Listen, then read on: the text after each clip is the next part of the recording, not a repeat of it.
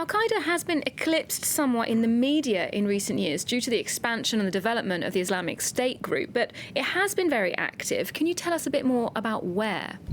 True, they are still very active since 9/11, and even though after the death of Osama bin Laden in 2011, killed by special forces in Pakistan. And if we can see the map, we'll realize how many affiliates of Al-Qaeda were created since 2001. The first affiliate was created in Iraq. It doesn't exist today. It was Al-Qaeda in Mesopotamia. It was transformed into the Islamic State in Iraq in 2006, and then we had the Shabab in Somalia, created in 2006, then Al-Qaeda in the Islamic Maghreb in 2007, Al-Qaeda in the Arabic Peninsula, meaning Saudi Arabia and Yemen, in 2009, and of course the Nusra Front, who vowed allegiance to Al-Qaeda after leaving the Islamic State, that's in Syria in 2013, and the latest is Al-Qaeda in the Indian Peninsula, created in 2014. So as we see on the map, all the red dots are countries or areas where Al-Qaeda is active militarily, and all the yellow explosions are the areas where Al-Qaeda or Al-Qaeda affiliates conducted terror attacks. There were many attacks since the 11th of September 2001, one even in the United States in 2009, where an American psychiatrist, military psychiatrist, killed his fellow soldiers. We had many attacks in Saudi Arabia,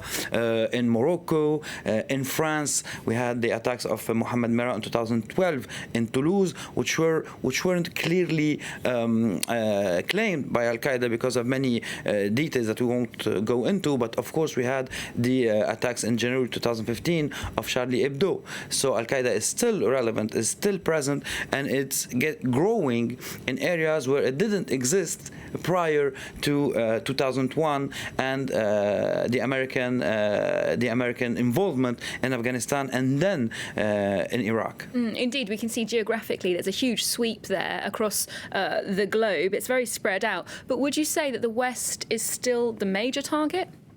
Well, actually, it is the major target. If you listen to Ayman Zawahiri, the head of Al-Qaeda, he just issued a long statement a few weeks ago saying that jihadis shouldn't forget that America is still the main target, or the West is also the main target. When we talk about the Sahel region, there are many calls of Al-Qaeda and the Islamic Maghreb to target French interests, for example, in Africa. But you have to imagine that they have the will, but they need the means.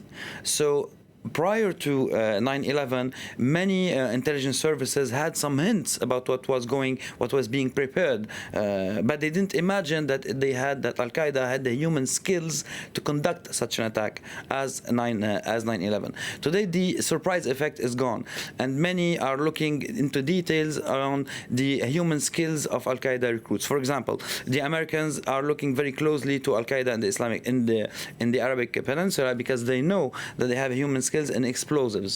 So they are creating new kind of explosives that can go through airports, that can be put in airplanes that being detected.